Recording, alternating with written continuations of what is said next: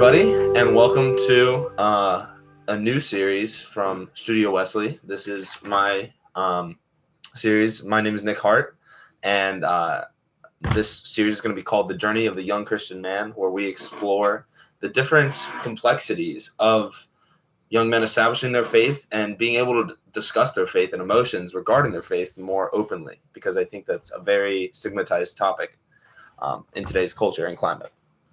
Today, our first guest that we're going to be interviewing is my own father, who is Minister Steve Hart. Dad, how are you? I am good. Glad to be here. How are you, Nicholas? I'm doing great. All right. So, we're going to ask basically the same questions for all of our guests and kind of see how the answers differ. So, Dad, why don't you tell us a little bit about yourself just to start, how old you are, when you became a minister, your thoughts on the Methodist faith, just a brief bio of yourself.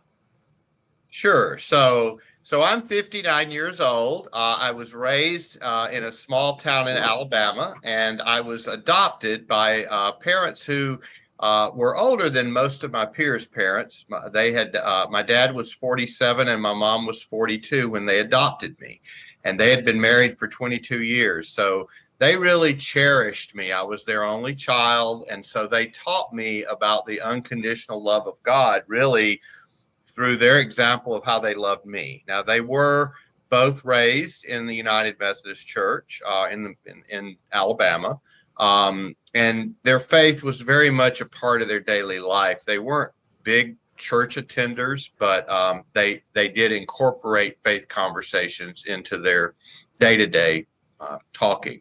I'm a lawyer, but I practiced law for about 7 or 8 years before I went back to seminary, and graduated seminary, and then after seminary continued to practice law up until 2008 when I took a full-time church appointment. And for the following approximately 16 years, I was full-time as a United Methodist pastor.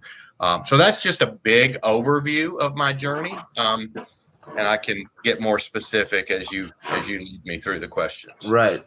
So that's huge. I guess growing up in a faith welcoming household and a household with faith is very prevalent. Probably did a lot for you, I would imagine. But you said it took some time to, I guess, find your calling, which was seminary.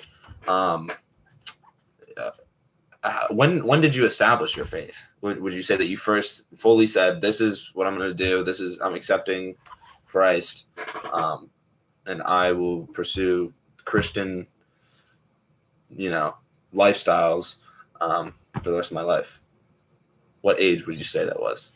Well, it's so early in my life, I did go to a small United Methodist church where I had my aunt and uncle were very active there. I went to Sunday school there. I was in the youth group there, not super active, but I was involved. And I was lonely a lot as a kid because I was an only child. So I didn't interact with a lot of other kids, but I did feel loved in the times that I spent at church.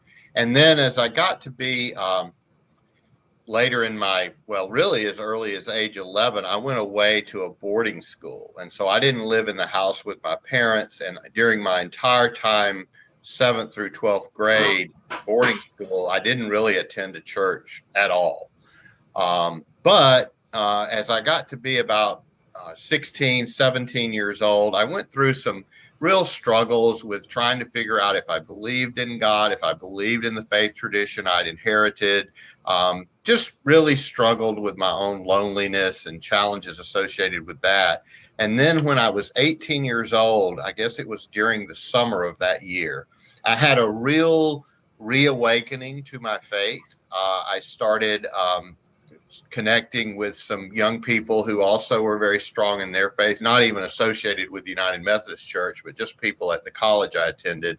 And so I went through a year from age 18 to 19 where I was very faithful and I was very happy. And I felt just this renewed sense of life and purpose. And it was all really good.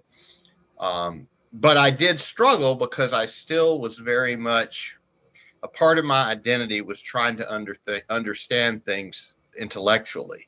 And so I struggled with some of the big questions of the faith, such as, the exclusivity claims of Christianity, where we talk about, Jesus being the only way to God. And what does that look like? And what does it mean? And how do we understand that? So I struggled a lot with that and stepped away from my faith for a few years, even though, again, that 1 year of my life, 18 to 19, was very pivotal.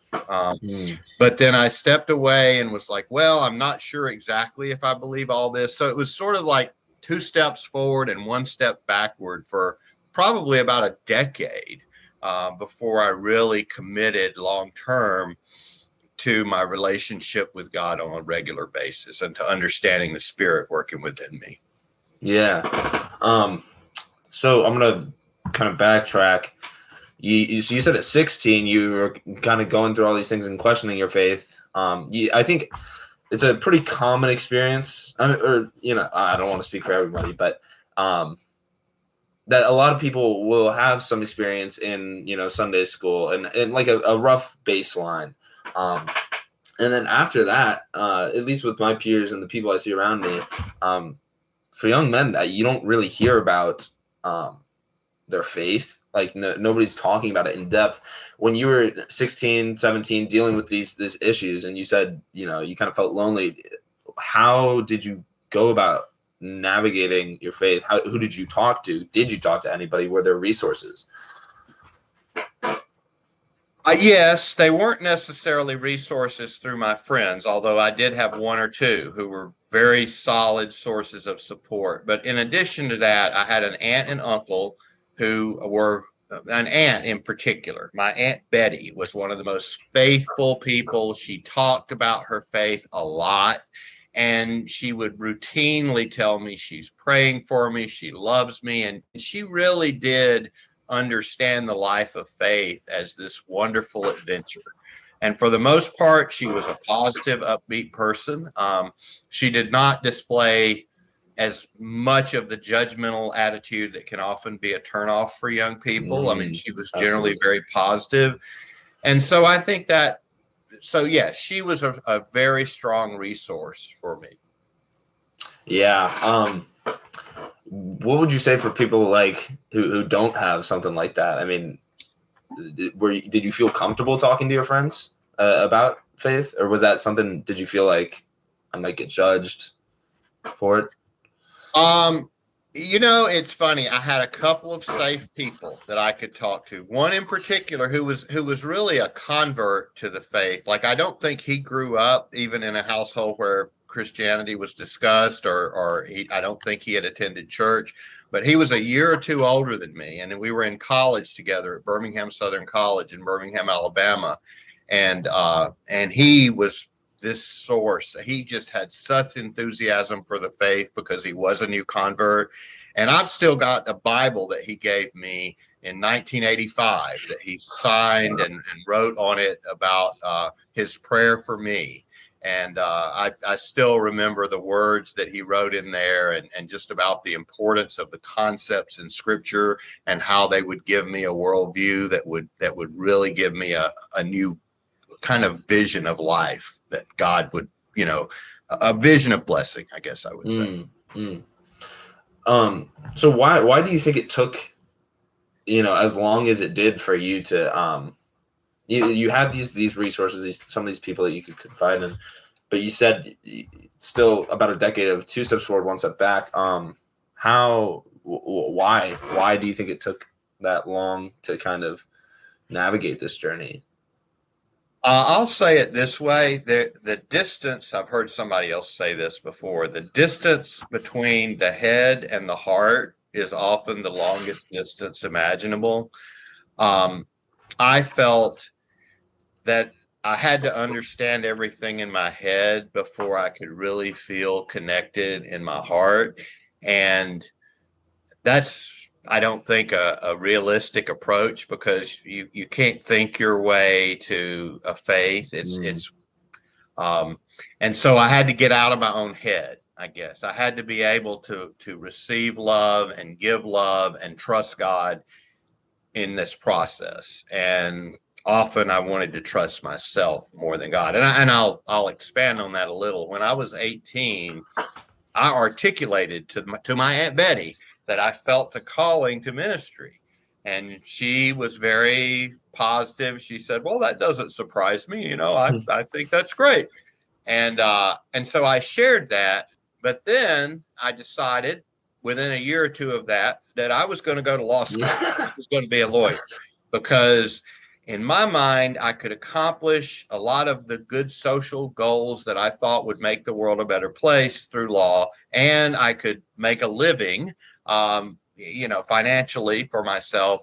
And I think I had a little bit of a stigma even back then in the 1980s, even though faith was a lot more acceptable then, arguably, I still felt a little bit of a stigma that I didn't want to be viewed as one of those, crazy religious people. So I ran in the opposite direction from a calling to ministry at that time and pursued law school. And I remember distinctly in 1987, in the fall of 1987, I was on the campus of Cornell University, where I went to law school at Cornell toward the end of my first semester.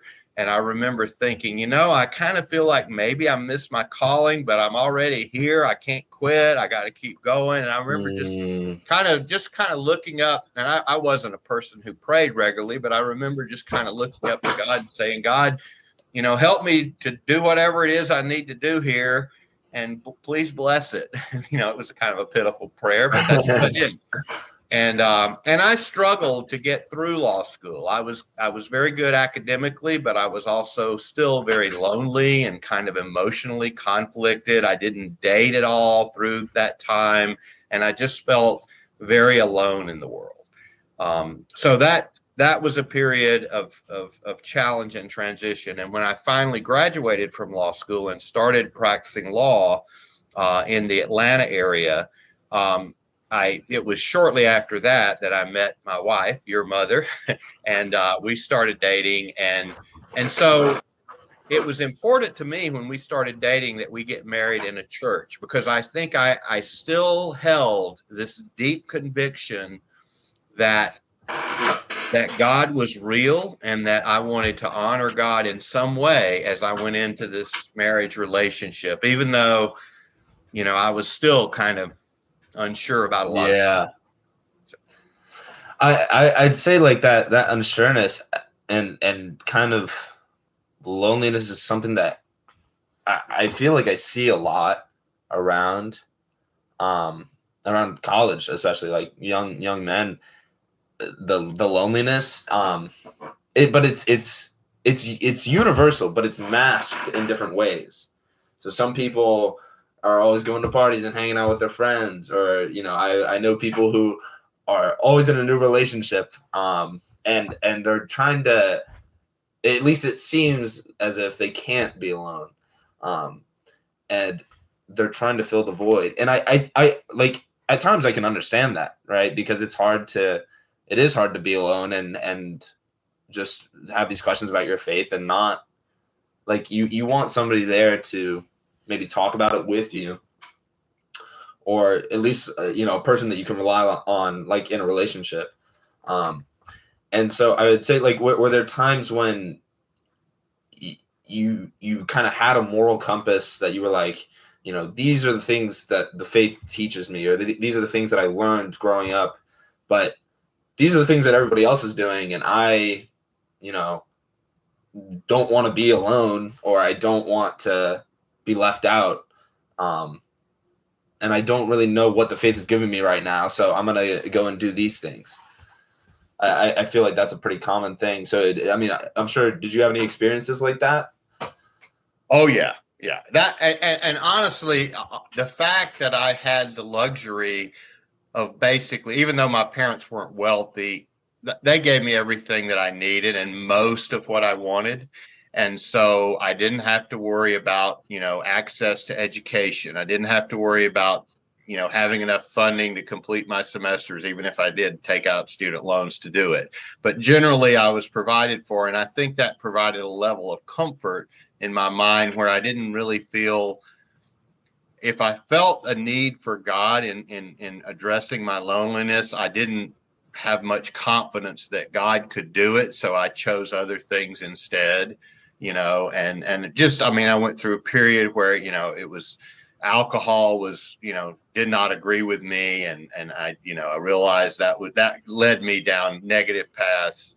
And so it wasn't until a crisis in my life that I really did kind of do a turnaround, and that was in 1997. So I'd been married then for 3 years, and was, we didn't have kids. It was the two of us, 2 careers, and we were doing fine. But my dad was a caretaker for my mother, who was in the probably middle stages of Alzheimer's disease by then. And my dad, in that year, started to have some problems with his heart. And he was supposed to have open heart surgery. And we knew that. And the doctors actually sent him home to build up his strength so he could have this surgery. And on January 31st of 1997, I was at work at a law office in downtown Atlanta, and I got a phone call from my uncle, my Aunt Betty's husband. And he said, Stephen, I got some bad news for you. We found your dad in the backyard. And I said, well, what do you mean? And he said, we found him in the backyard. And I said, well, is he dead? And he said, yeah, he's dead.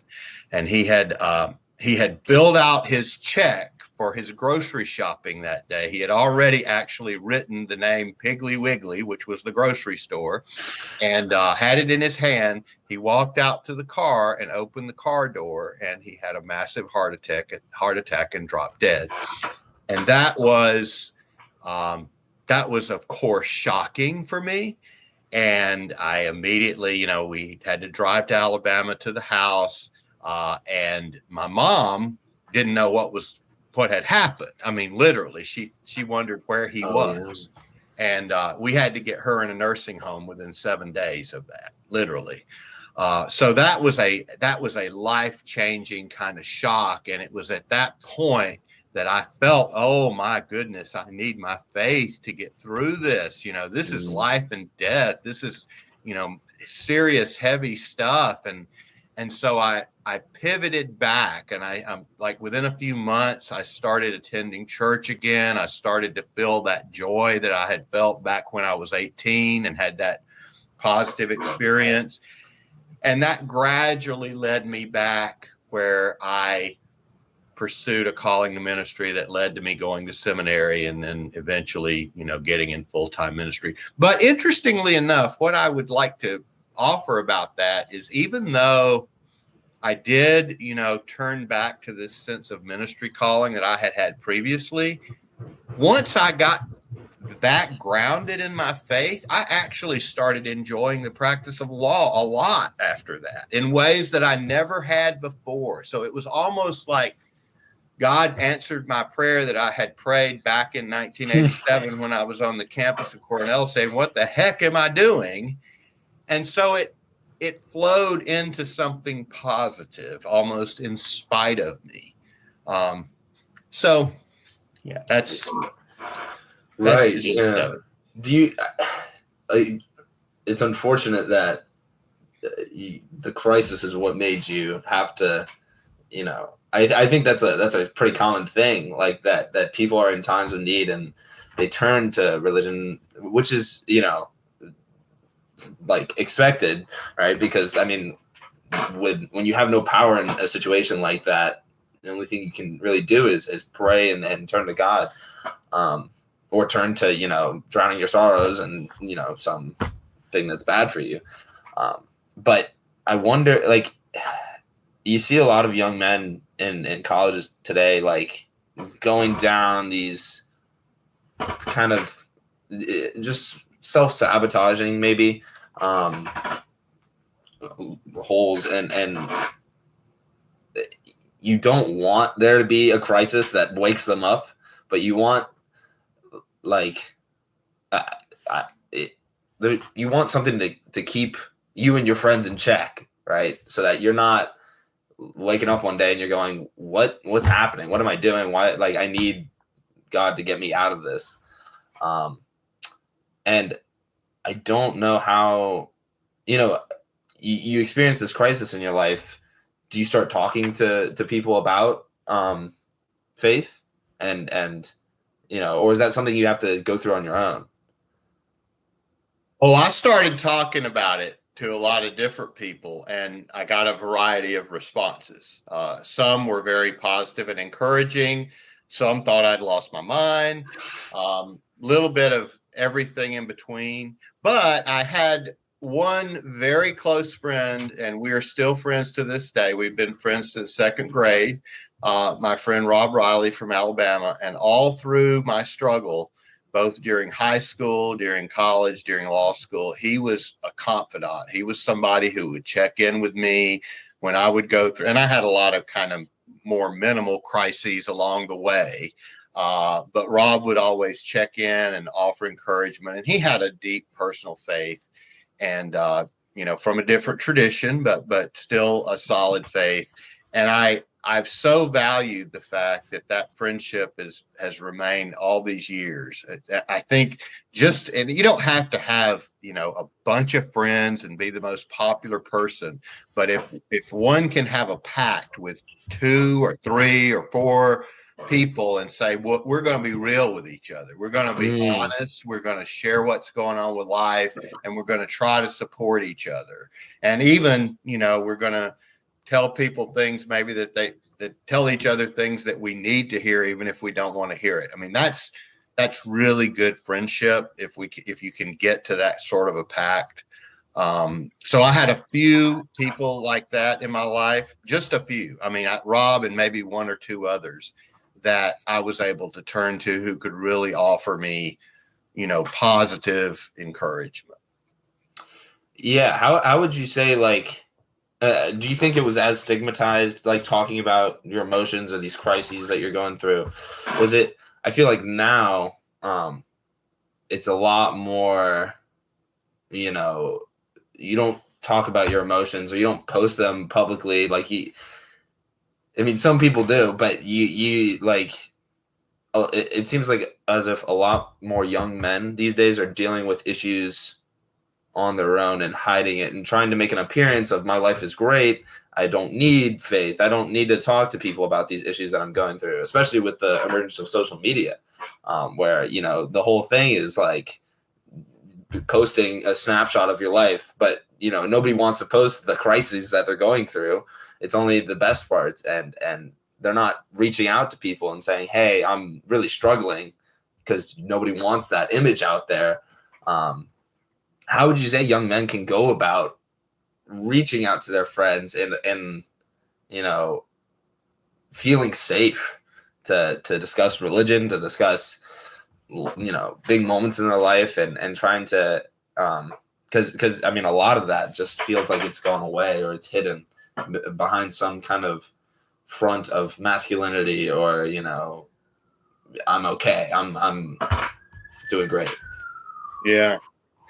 Well, one thing, and in some ways, I think your generation is at a little bit of a disadvantage in terms of growing in, I'll just call it intimacy and friendship, because there is so much social media, and in order to develop depth in relationship, I truly believe that you have to have a significant amount of opportunity to engage in person with people so that you can make eye contact, so that you can observe body language. It's very hard. It's easy to create a social media post that makes you sound like, you're a superstar.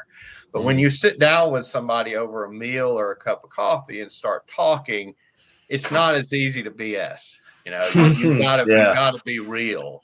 And so I think one step is to have those opportunities, to create those opportunities, either by going out for a meal or going out for, going to the gym. There's a bunch of different ways you can do it, but then being discerning enough to say, here's somebody I've spent enough time with that I want to be open to. You don't want to tell the whole world your deepest, darkest secrets. But hopefully, with some discernment, there will be that 1, 2, or 3 friends that we say, I want us to trust each other, and I want us to have each other's back, and I want us to make each other better. I mean, that's what good friends do, right? We encourage each other along, try to make each other better. That's what married couples do. I mean, it's the same principle, Yeah, for sure.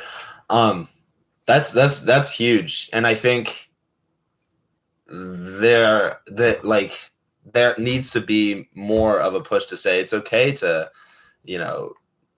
open up to your friends, be vulnerable, be unsure. I think a big part of like the internet today is, you're kind of expected to know everything. Like you see a lot of people who ask questions on there are specific, communities of like no stupid questions, because the internet has become such a place of you can't ask a stupid question without being ridiculed. And so for something like faith that is so complex and deep, and especially and emotional, being able to ask those stupid questions or just, things that you were never exposed to, is important, because how else are you going to learn if you don't have somebody to, it's like the gym. You can't, if you don't know what you're doing, you're not just going to go and start lifting weights randomly. People might judge you. I mean, they won't, but the question I guess I have is, how can we make more safe environments for young men to be like, it's okay to not know anything. It's okay to like want to discuss religion with your friends and have a loving like environment where you're supported, but you're held accountable, and you can develop your faith. Like how do you get into those conversations? Because I do have friends that I really love, and I want to be there for them, but the question of faith doesn't really come up that often. They're not super into it. I only have a few friends that I can really ask about and discuss faith with, and I guess I wish that was different. Like I wish I could talk to all my friends about where are you at, this is where I'm at, this is kind of what I'm struggling with. Do you find any so how can you bring up faith to maybe your friends who aren't as involved with the faith, or make those spaces so that they can ask you questions? So one thing I would say is that language can be a barrier or it can be a facilitator. It's a barrier if we use the language of religion to try to start those conversations. But if we can separate it out and say, we're not talking about a particular religious tradition, at least initially. We're talking about the needs that we have as human beings. What do you need? What are you missing in your life? What gives you meaning? What gives you hope? Entering the conversation that way may open itself to ways of understanding God at work, even though we may not be explicitly saying, this is clearly the work of the Holy Spirit in your heart. I mean, we don't have to say that for it to be so. I mean, God is mystery. There's lots and lots of mystery. And I think part of the teaching of our faith is that mystery is okay. Mystery is, God is holy and beyond anything we can possibly understand. So it's fine to live in the context of that mystery. And I'll say this is more of a positive thing for your generation, I think, is that there is actually more of an openness now to vulnerability. I mean, I think a lot of literature out there and a lot of teaching says that the best people who are leaders are people who are self-aware. They're people who are willing to acknowledge their own shortcomings and mistakes. There are people who are willing to be vulnerable. So there's a lot of teaching of those concepts. And then you add to that the fact that we understand gender differently now than we did 40 years ago.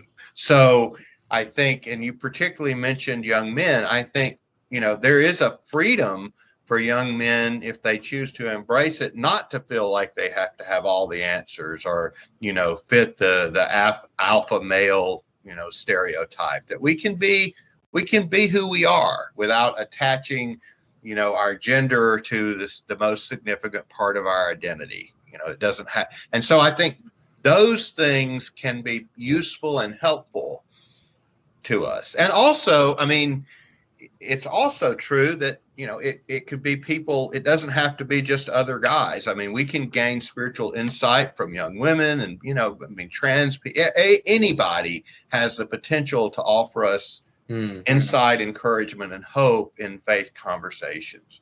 But I do think the language can be a straitjacket. I mean, if you start talking to somebody and say, well, have you been saved? Or, do you understand the inerrancy of Scripture? Or, all this kind of stuff, that will easily kill a conversation, You've heard it here first from a pastor himself, that you don't want to start with, have you been saved? Yeah, I definitely agree. That the thing you were saying about identity, I've heard. Well, there's a couple things. The talking, having your friends, that you want to discuss religion with, and then who could be of any gender or background. How would you say a young Christian man is supposed to go about, discovering or discussing their faith, and while also trying to find a relationship?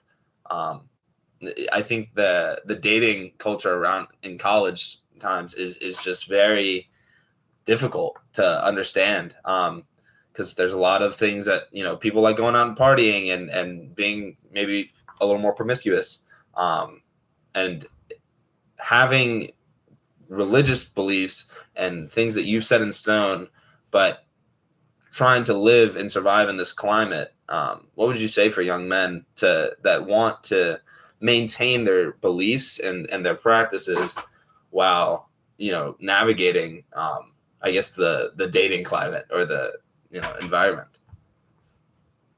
So I guess one thing I would say is, don't let one's understanding of faith become legalistic, so that we think if we have violated one of the quote unquote rules of the faith, that we have to just, Give up. Step away or give up or feel guilty or hate ourselves or any of that stuff. I mean, remember when we, at least within the Christian tradition, when we talk about the faith, we're talking about the gospel.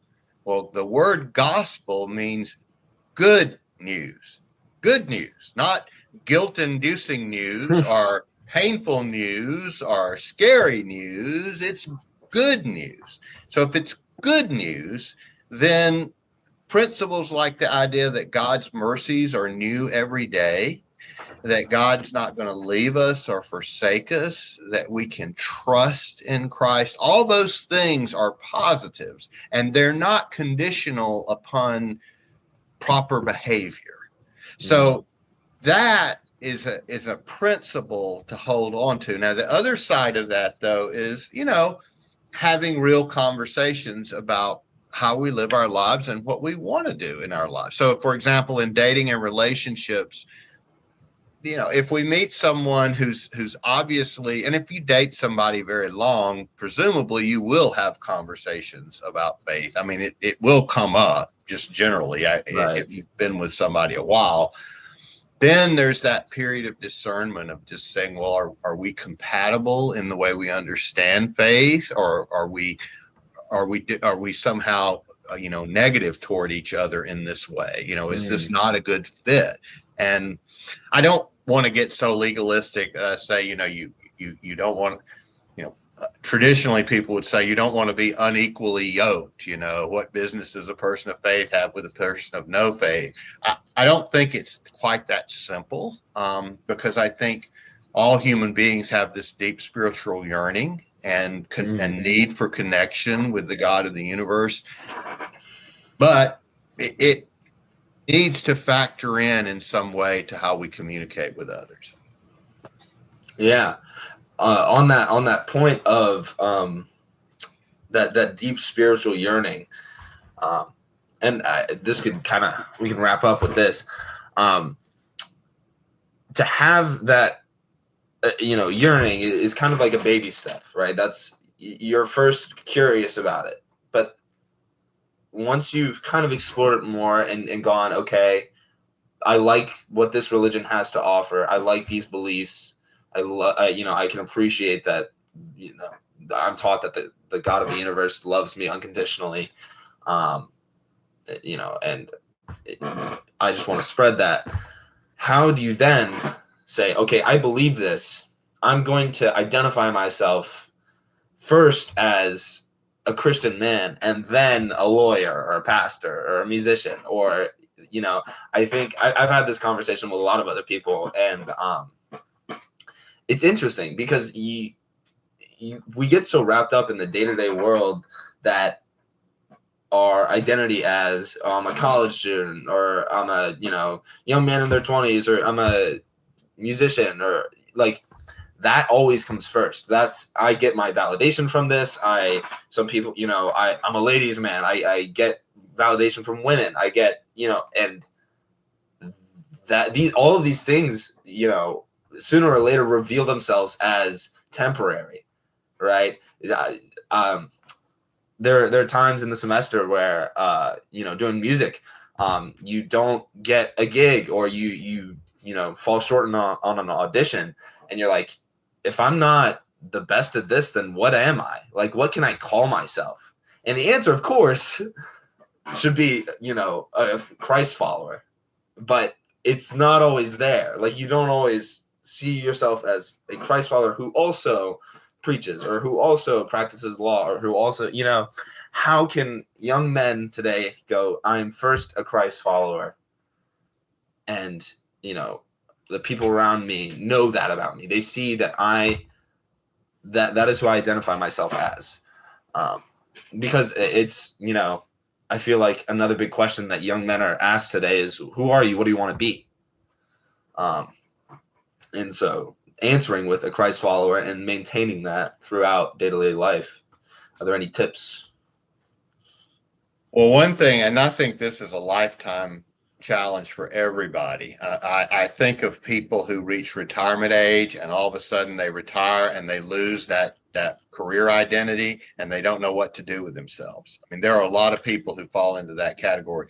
And one of the most liberating things we can do is be able to embrace the idea, I am more than what my job is. I am more than what my hobbies are. I'm defined beyond all of these things that I have to strive to do.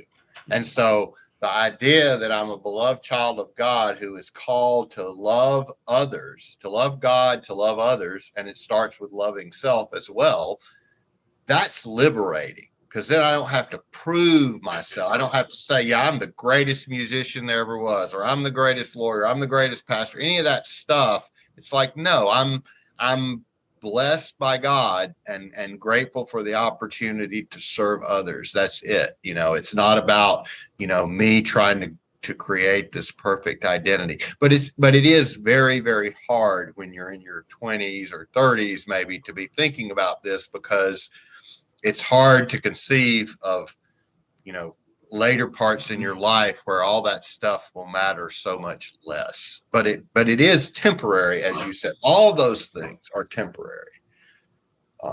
So now your question, I guess, was more like, how do I identify myself? So it's maybe just being playful with language and saying, for example, if somebody says, what do you do?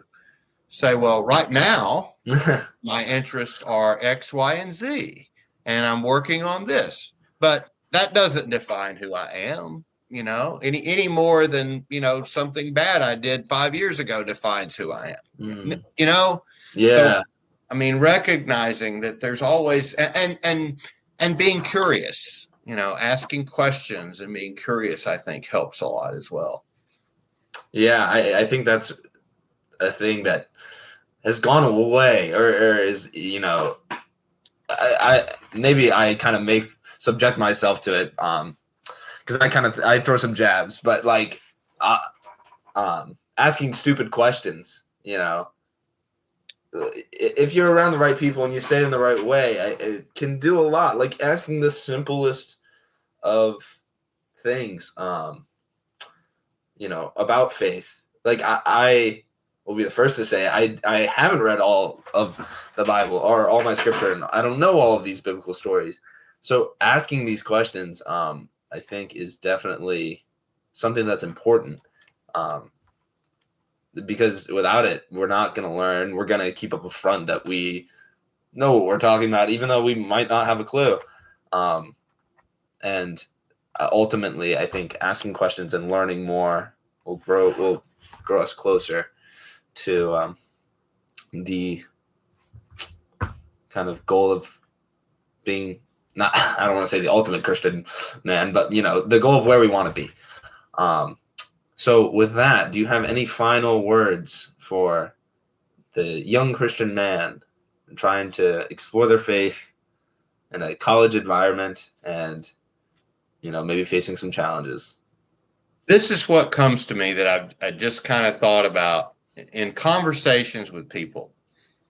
One thing that all human beings have in common is that the concept of love is very important to all people.